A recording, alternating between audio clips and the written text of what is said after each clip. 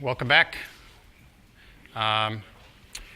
So how many people here went to reInvent?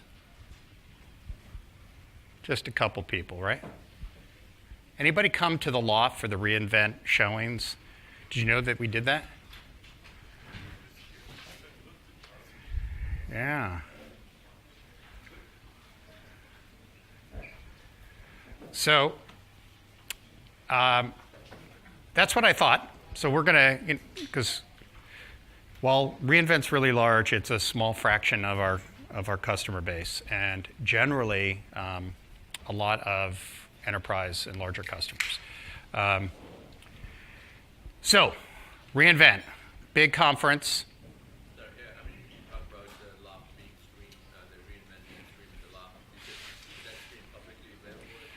Yeah, we're gonna talk about all that. Yeah. So the reInvent occurs in Vegas. It's the 7th one this year. The first one had about just under 5,000 people. This past year was just a little over 50,000 people. It's kind of a ridiculously logistically challenging event. I have incredible admiration for the people who plan that thing to figure out how you get all of that space managed and people moving to the right spots, and it's ridiculously hard. It makes kind of network routing and traffic management, easy by comparison because humans are really unpredictable relative to packets. So what I thought we would do is a bit of a recap of some of the things and call out some of the services. I will caveat that I'm still learning some of these services. So I'm going to talk about them to the degree that I can, and some I'm going to go in much more depth on. But I'm going to touch on things that I think are interesting from a security practitioner's perspective. And they might not necessarily be what falls under the security section, but I'm going to talk about them because I think they might be helpful from my perspective. So I'll just point some of those out, and we'll talk about what those are. We'll give you a bunch of resources to go to. There'll be links in the deck that will tell you where to go to find out more about these sets of services. Some of them, one of them in particular, you're going to use on Tuesday. So with that, this is my trigger warning right here.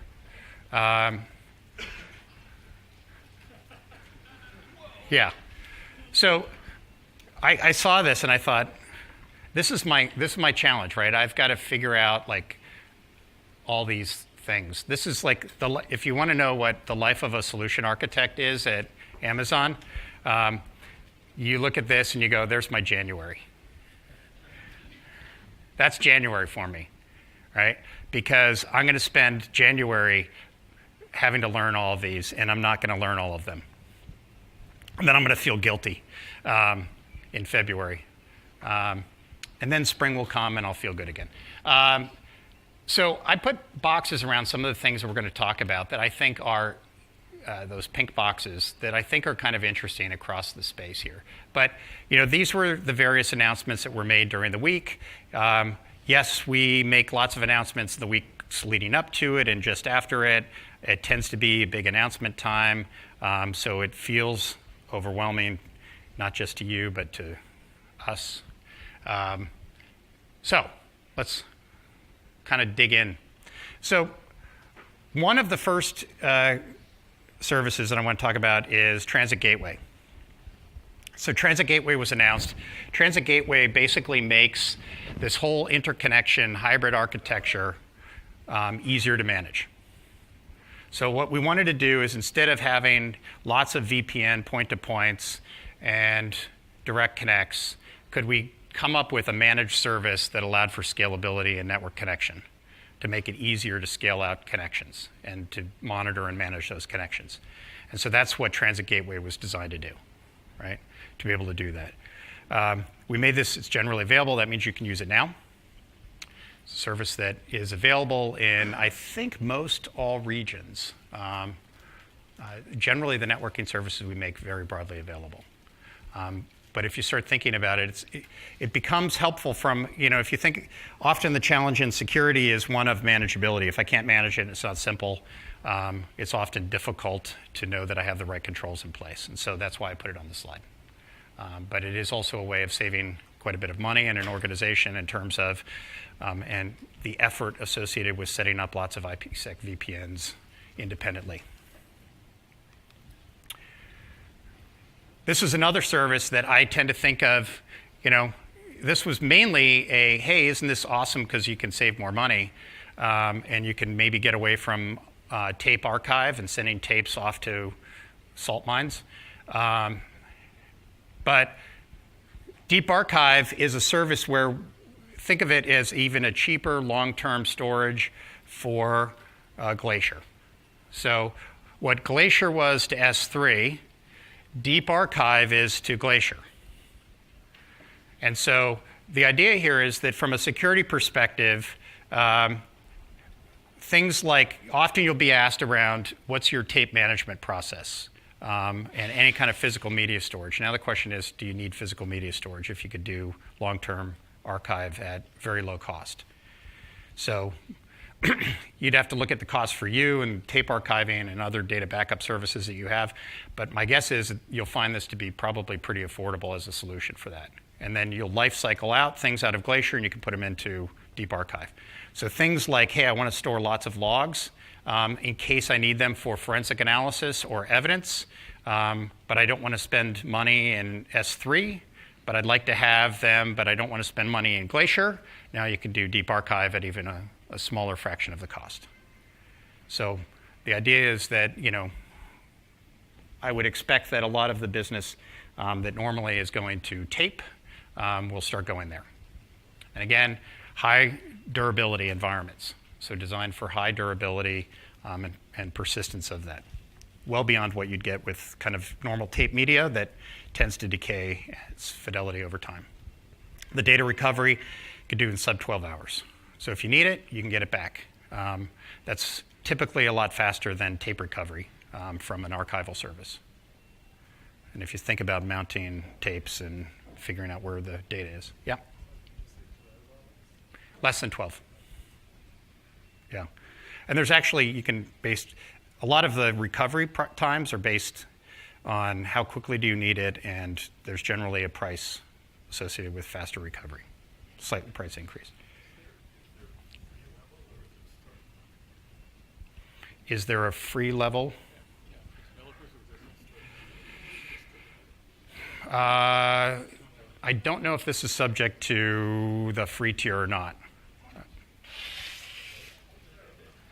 But it's if you stored a single object, it'd probably be next to nothing.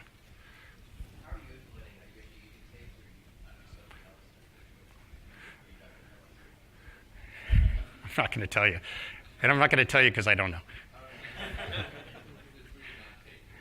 Yeah, we have, it's not scribes writing on parchment in a back room. Yep.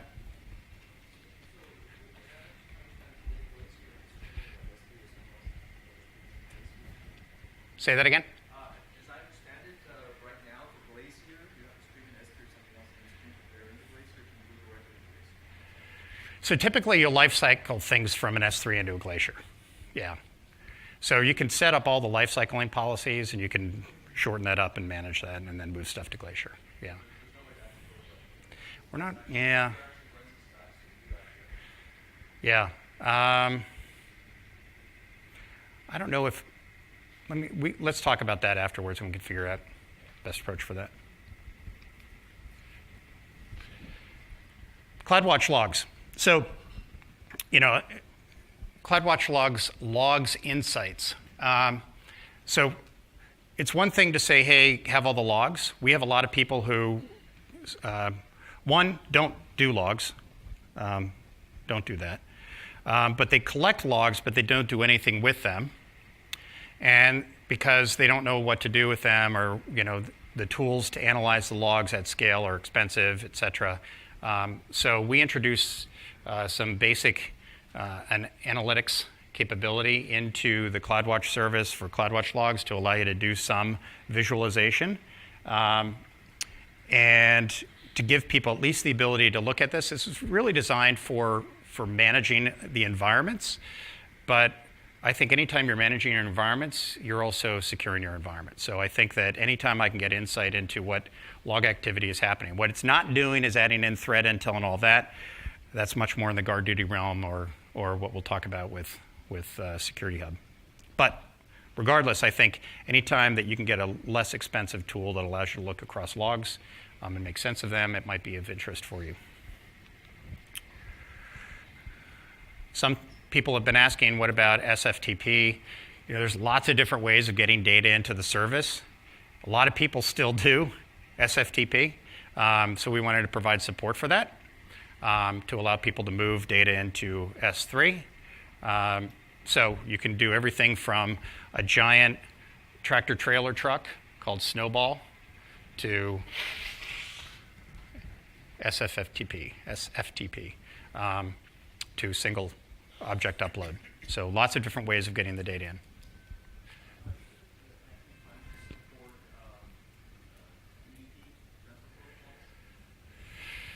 I don't know if we're going to, I don't know. Yeah. KMS Custom Key Store. So we had a lot of people who would say to us, we'd like to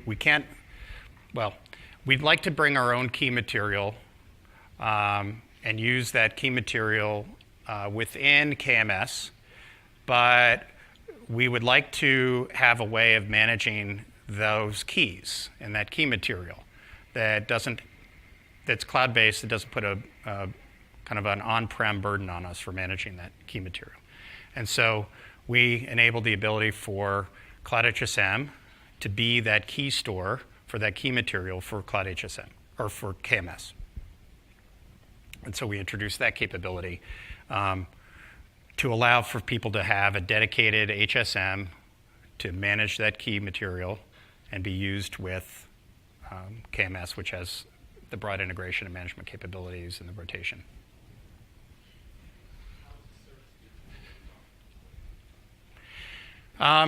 We made it easier. We made it easier to use the services together. We didn't specifically, in the past, there was lots of different ways you could make it work, but we wanted to make the process easier.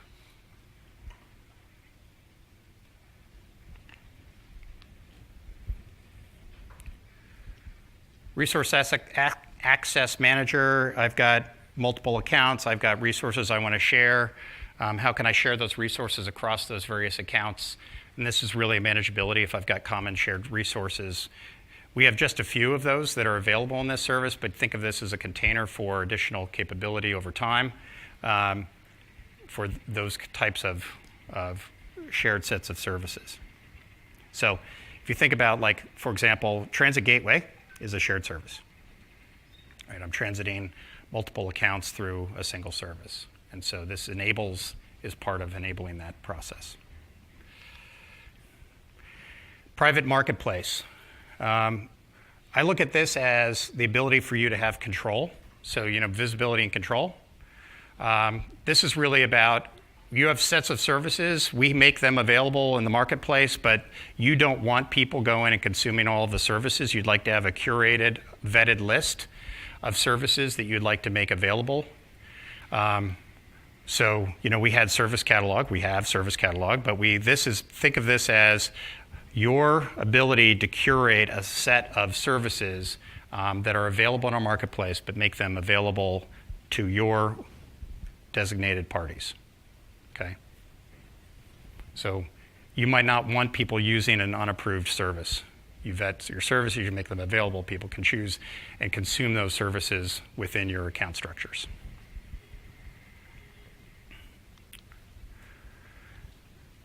We introduced a service called Control Tower. What Control Tower is really, so we had some work that we were doing in terms of platform or kind of platform patterns deployment patterns. So we had a number of customers that would come to us in the beginning of using cloud services, and they'd say, what should I deploy? How should I deploy this? What's an architectural pattern? And we had quick starts and other types of things. But we looked at this, and out of that kind of thinking and constructing, we built a set of best practices into a thing that we called landing zones. The floor is the landing zone for my battery compartment.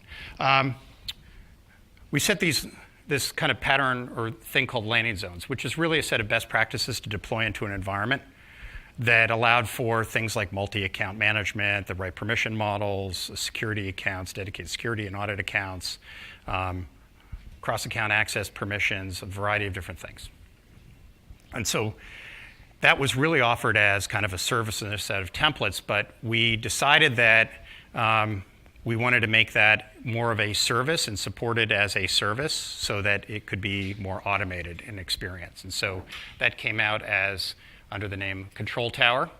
And so you'll see that if you're looking at an environment, you're trying to figure out how to stand up a production environment, it does give you the ability to kind of get a pattern and lay that pattern down inside an account using the service.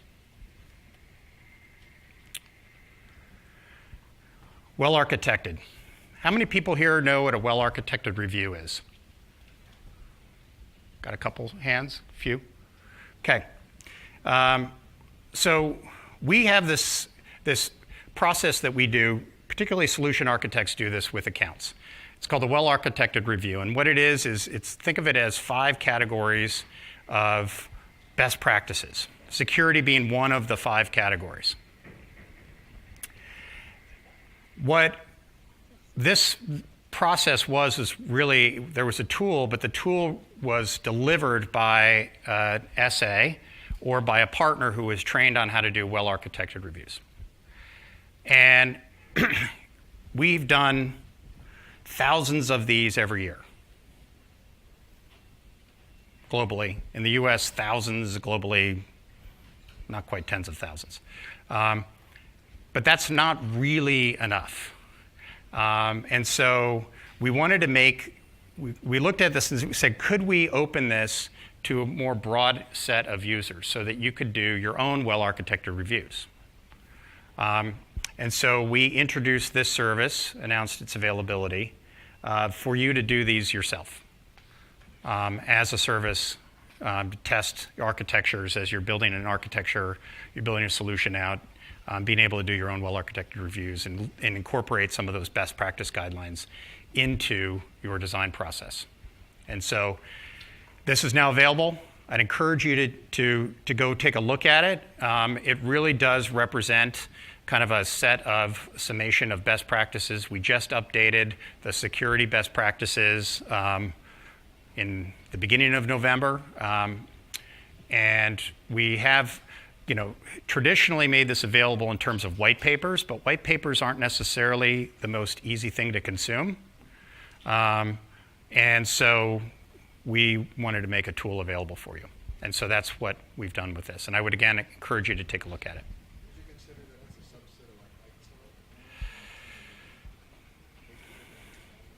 Yeah, so the question is, would I consider this to be a subset of ITIL or related to that?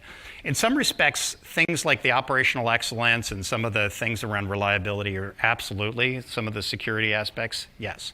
They're very related to general ITIL-based management processes. So in some regard, yes, but they're specific to some of the experiences we've had with our customers over a number of years. So it's, in some respects, it's that, but then applied to our customer base.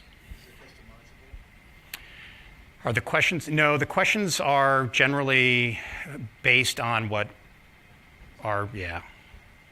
And it gives some recommendations in terms of that.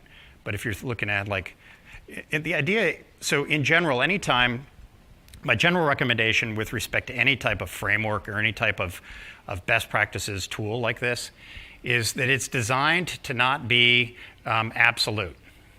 It's designed to have a conversation in which you've considered the decisions and you've made a conscious decision.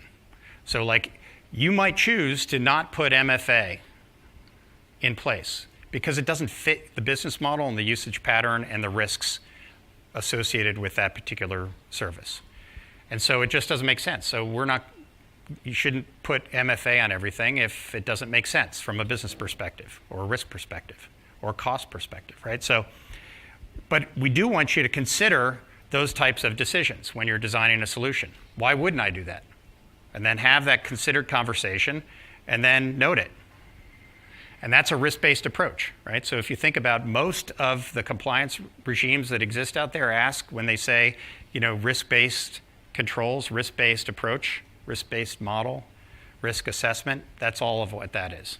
It's looking at it, taking a framework, asking the questions, analyzing those questions in light of that, and writing it down, making a considered decision about those risks and the trade-offs and what you're going to do were that not to adequately work. So, well-architected tool, good thing to have a conversation around, to use to help drive some design thinking. Yeah. So it's going to be, we're not going to look at we can't anticipate all of the hybrid environments, so we're going to look at with respect to the environment, ours, yeah.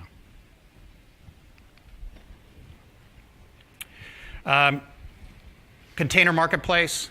The thing that I like about this service and why I put it here, not because we're going to talk a lot about containers today, but that the challenge with anything in a marketplace is the question of provenance and kind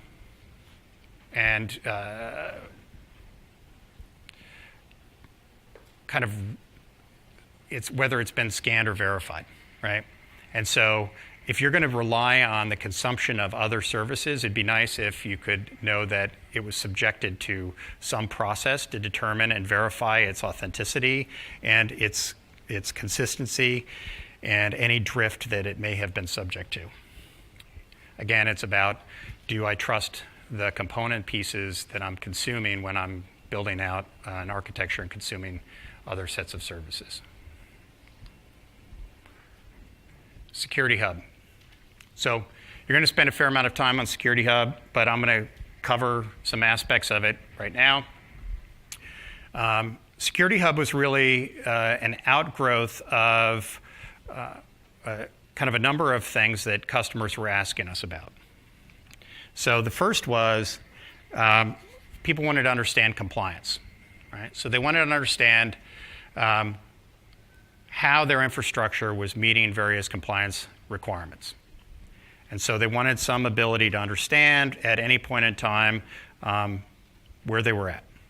The second is that when people would get findings from a variety of different services, one of the challenges in making sense of findings across all of those different tools was that they were in a lot of different formats. Trying to do the kind of building, in essence, a data lake of findings was very difficult because of the data transformations you had to do across all of those different formats from different vendors. The other was that it was difficult. You get lots of, how do I make a decision about relative priorities, right, across what I find and some of the insights that I generate. And then the final was just visibility. Like, we didn't give you a single pane. We didn't give you a place to go to and a place to work off just across the environment and the tools that we provided. And so we wanted to have a way of beginning to organize that experience so that we could organize where you go and how you think about things like threat hunting, for example. And so we wanted to kind of respond to a number of these types of challenges that organizations were having. So what Security Hub does is think of it as a service that kind of lays over a number of other sets of services, notably, in this case, Guard Duty, Inspector, and Macy. It integrates with a number of different partner solutions, and we'll take a look at those.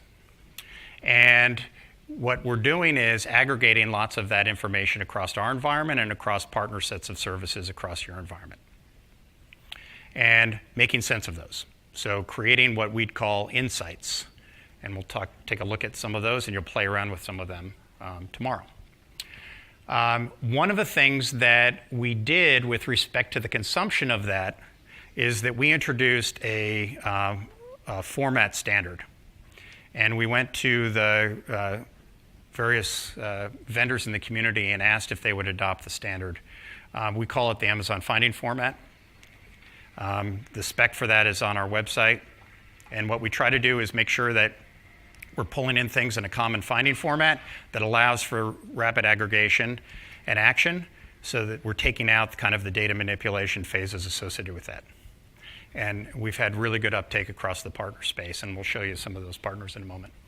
And then finally, we wanted to introduce the ability for some compliance checks. We introduced first CIS benchmarking, but we're going to introduce additional compliance checks over time. But for the preview, and this is a service that we put into kind of a public preview, public beta. So what that means is that for the next several months, this is a free service. Go use it. And we wanted to at least begin with that as a service for testing that, and then we wanted to introduce additional compliance checks. So you'll see additional kind of various compliance checks brought into the service over time. And then finally, using this as potentially a way of triggering actions, remediation actions, as somebody pointed out on the break. It could be just an SNS topic, and I publish to a topic and I notify out over email or pager, or an integration into a ticketing system that an event needs some human attention. The rollout, it's in public preview right now.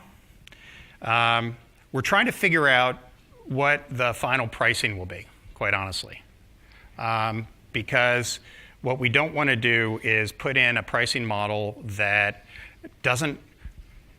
inhibits good behaviors, like charging on the number of insights, because then you would do less insights. So, and that's not really reflective of our costs. So we're looking at how much cost do we bear with respect to storage and processing, because those are really the input costs that we face. And we're looking at that and gathering that information. And we don't really, frankly, know how much volume we're going to see coming in across some of the partners, so we want to see those integrations and see the kind of traffic activity. But generally, like we did with guard duty, we want it to be very aggressive pricing and reflective of the costs that we bear. And we can do that because we expect this to be a scale-out service. The regions that we've made this available are most, not all. But if you want to play with it, we try to get as much coverage as we could globally, but it's not in some of the newer, smaller regions. These are some of the current users. We had a number of customers that implemented this even before the public preview and gave us feedback on it. And we're continuing to incorporate additional feedback coming in from additional customers, but these are the ones that kind of were the very first people providing some feedback on the service. And then these are the various partner integrations that we implemented and launched with. So if you use any of these services, they all have integrations with this. They all either provide the standard finding format for the consumption of those findings and the integration into Security Hub. The integrations with the services might vary slightly. I'll show you an example of one that's probably the easiest possible one, and that's Armor. So in Armor, they actually made a UI change in their service where you just turn it on, and they've streamed findings. So they made an integration down into the UI, not just at the finding format level. Like the experience that we found worked well with guard duty, we want it to be a fairly easy implementation, a few clicks to deploy the service. And we know that we also need to support multi-account environments, so we built that in from the beginning. But we wanted to make it very easy and allow the service to assume a service permission on various resources and execute.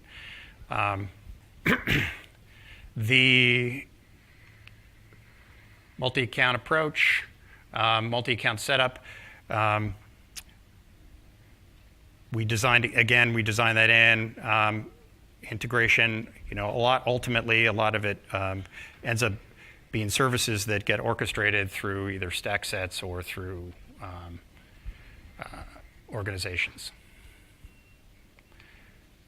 Automated compliance checks, we did CIS to begin with.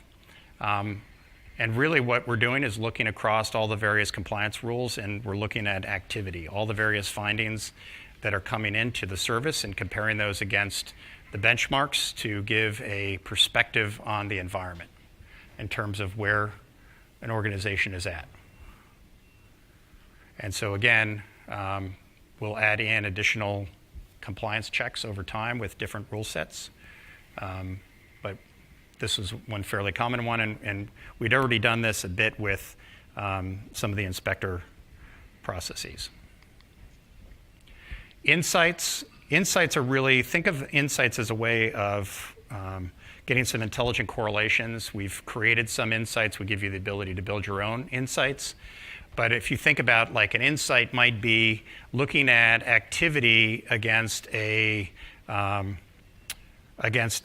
bucket that has sensitive data. So I knew that bucket had sensitive data because I got some findings from Macy or from some other service, and I know that I had that kind of network activity because I saw VPC flow log activity come in. And so I'm looking at that and I'm doing those correlations. So we're trying to help you get some of those insights.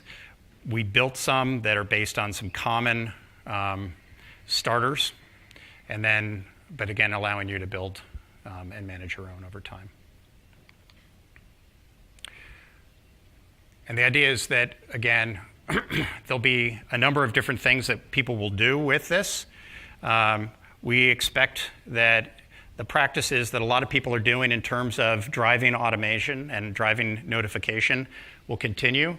So looking at things, finding an event, driving a CloudWatch, checking against a rule that's set in CloudWatch, and then driving some sort of notification or action, whether that's a Lambda firing or some integration into something like PagerDuty or Slack channel to notify people, or it could be in an SNS topic and calling people or paging people or doing whatever, right?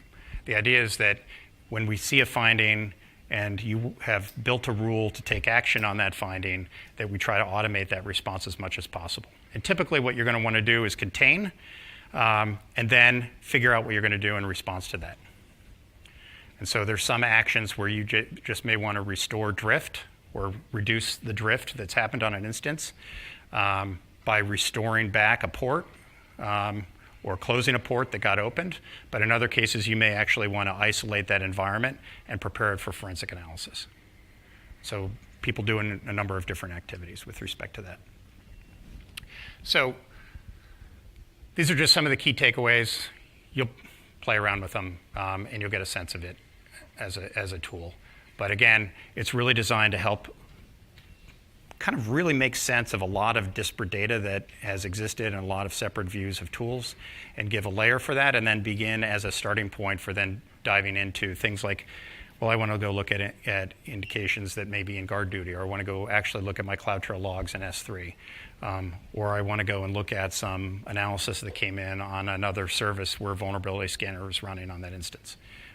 So really think of it as a kind of a starting point. I use the insights to help me see that, figure out where I want to prioritize, and then react. So those are, you can try the preview, you can learn more on the site. You can go look at the finding formats. You can see what data you're going to get from the various resources that come in. Now I want to switch gears a little bit. So, yep. We have a question from the live stream just before we go too much further. They want to know what the difference between AWS Well-Architected Tool is versus Trusted Advisor. Yeah, think of the Well-Architected Tool as something that isn't it's not per se analyzing your environment like Trusted Advisor does, but think of it as a tool that is giving guidance about how you're designing your environment and considerations you might want to have in the design of that.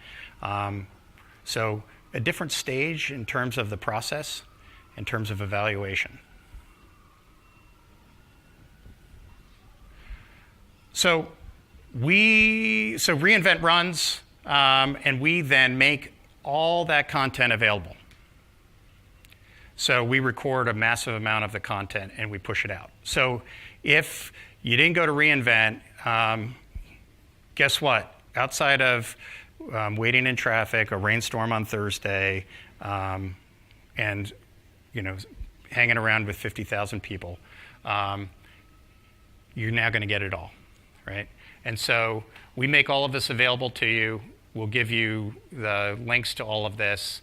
And these are all the various security sessions that we ran.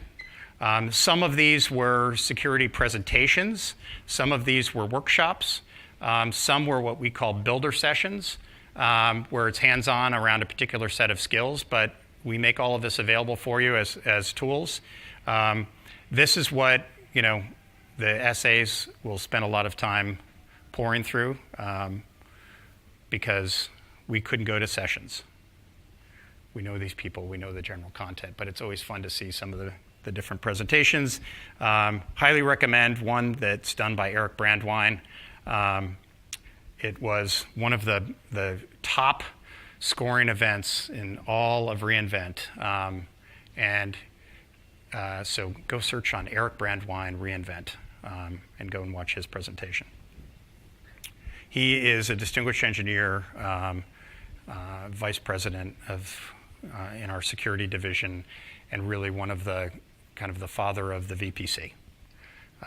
So really awesome resource to go here. We also recorded a keynote. There was a keynote done by Steve Schmidt, who's the CISO. We also included Michele, who is, in essence, the CISO over at Intuit.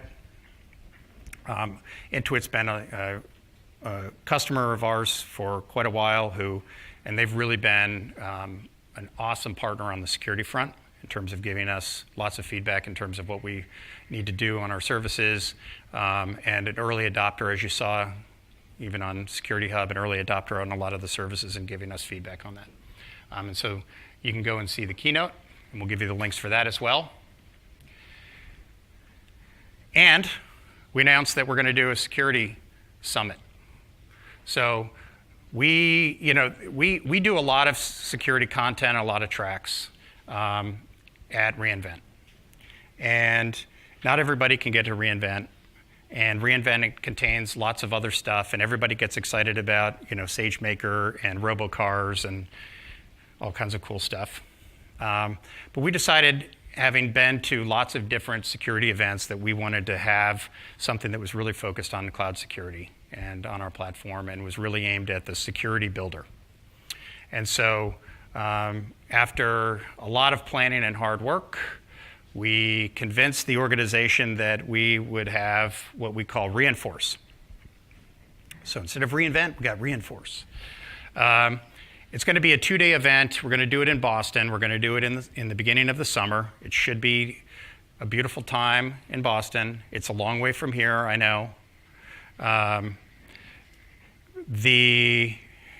we need it to be kind of in between Europe. Just feel sorry for the people in Singapore and Australia. We're going to have this event. We want this to be really focused on learning and getting hands-on, and deep dive with the service teams that are building the various security services. The partners will be there. We want it to be really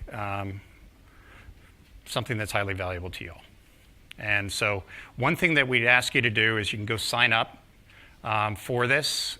There's a Reinforce website.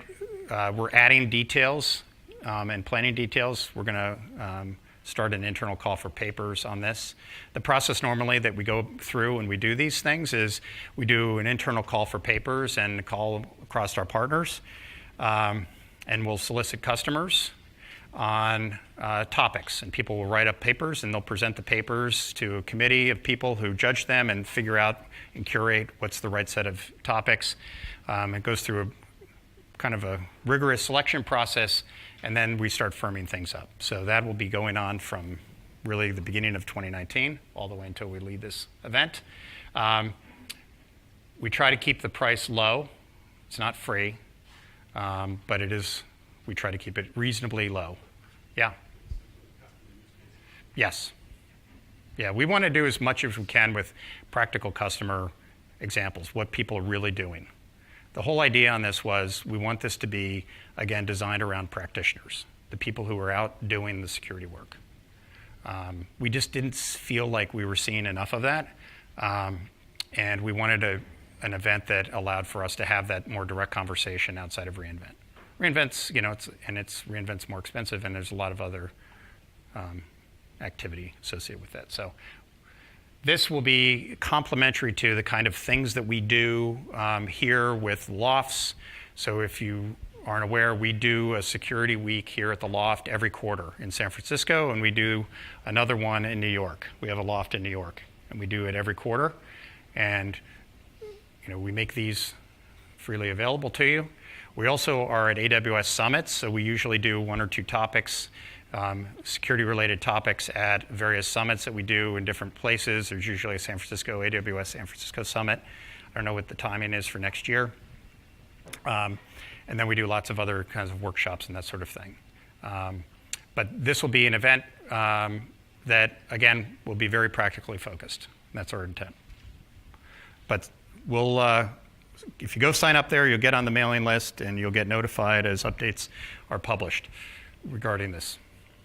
But we'd love to have people from California, the Bay Area. Okay.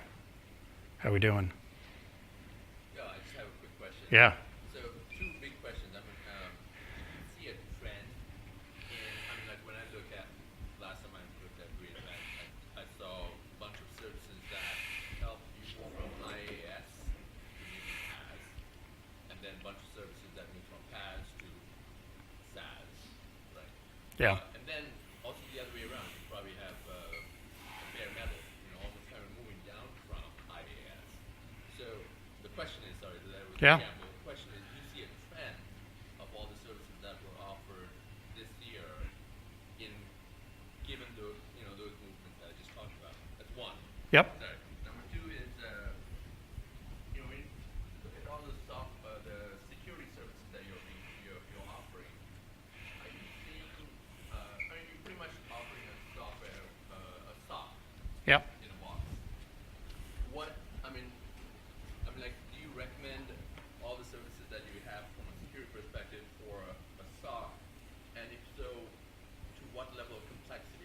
Like, would a $1 billion company use all your services for a SOC and other partner services? So like, how would you make the decision as to whether to use all your components for a SOC or not? Yeah. Sorry, two big 2 different questions. So one question was related to, do I see a trend?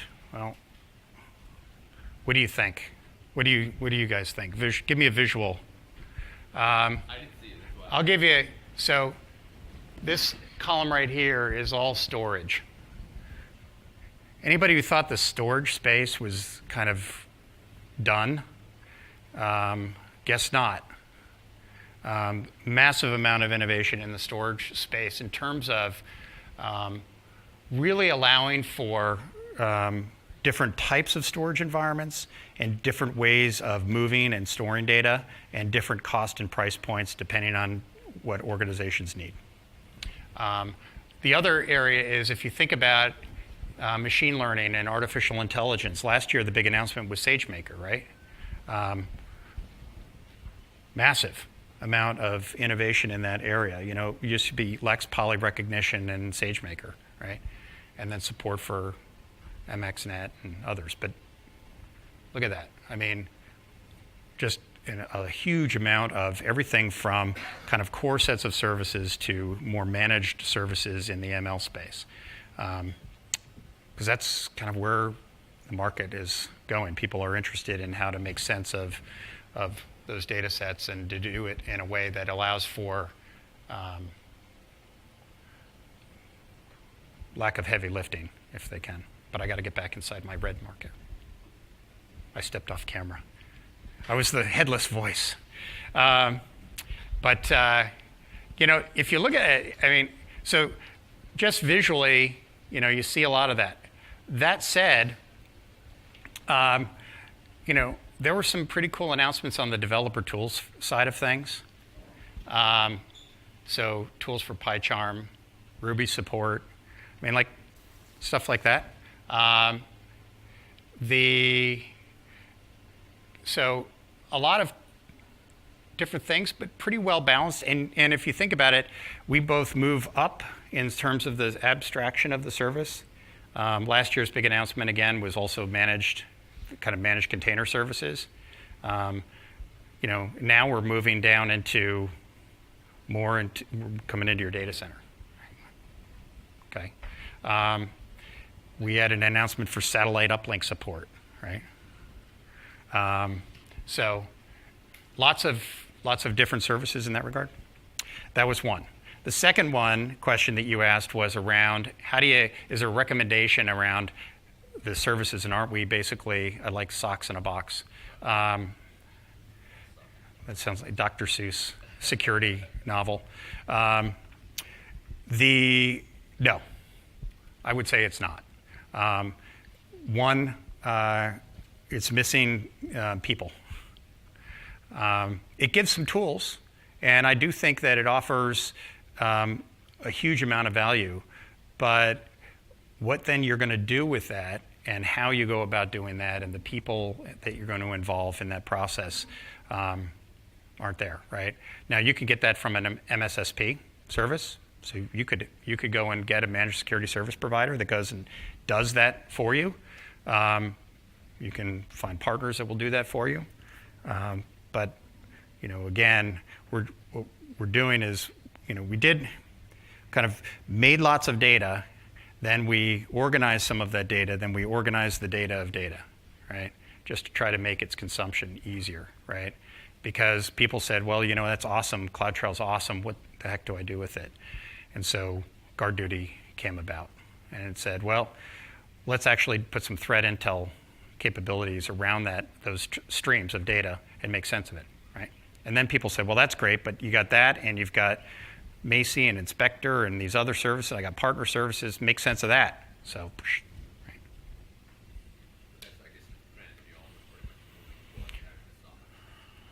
Yeah. I don't know. Okay. How are we doing on time?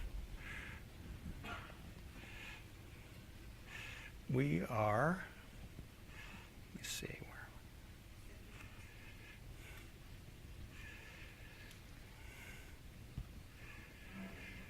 where. Okay. So just when we looked at this last year, there's like 1,800 updates to services, some new services, and then some just updates.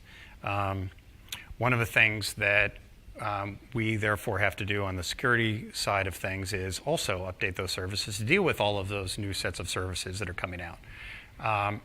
And so we do as much of that as we can, and a lot of it we do through automation and through hooking in things, services, and their APIs into our sets of APIs and services.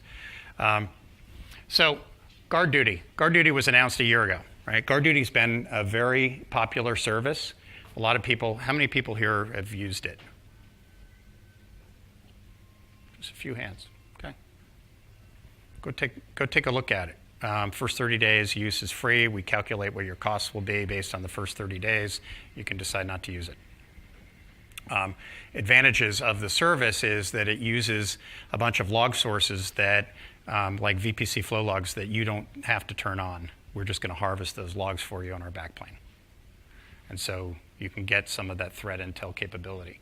But one of the things that we've been doing is looking at threat detections. We're capturing a massive amount of data. We're looking and working closely with our threat intel sources and what we're seeing activity-wise, and adding in sets of new detections that might have been difficult for us to detect on lower volumes. And so we're basically able to learn more as we go along with that service.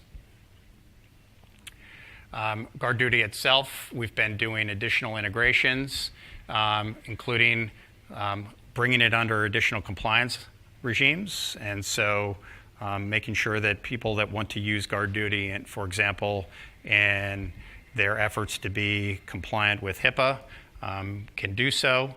The ability to deploy this in stack sets, the ability to make that deployment process easier across an organization, and some new integrations as well in terms of alerting.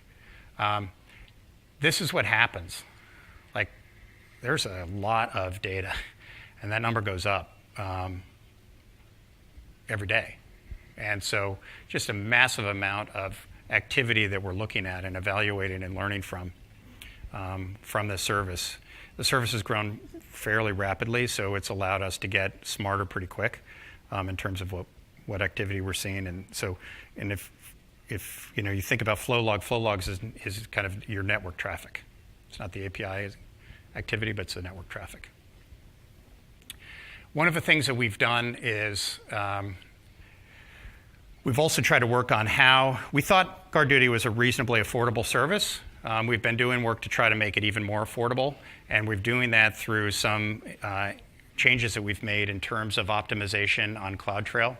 So if you think about, there's certain CloudTrail API activity that probably doesn't need to be captured and stored and evaluated because it's a known activity and it's happening from a service that it should be happening and so we've learned over time that those are probably false positives, and we can suppress capturing that activity. When you do that, you drop the amount of cost associated with the service, and we've been able to bring these costs down substantially for a lot of organizations.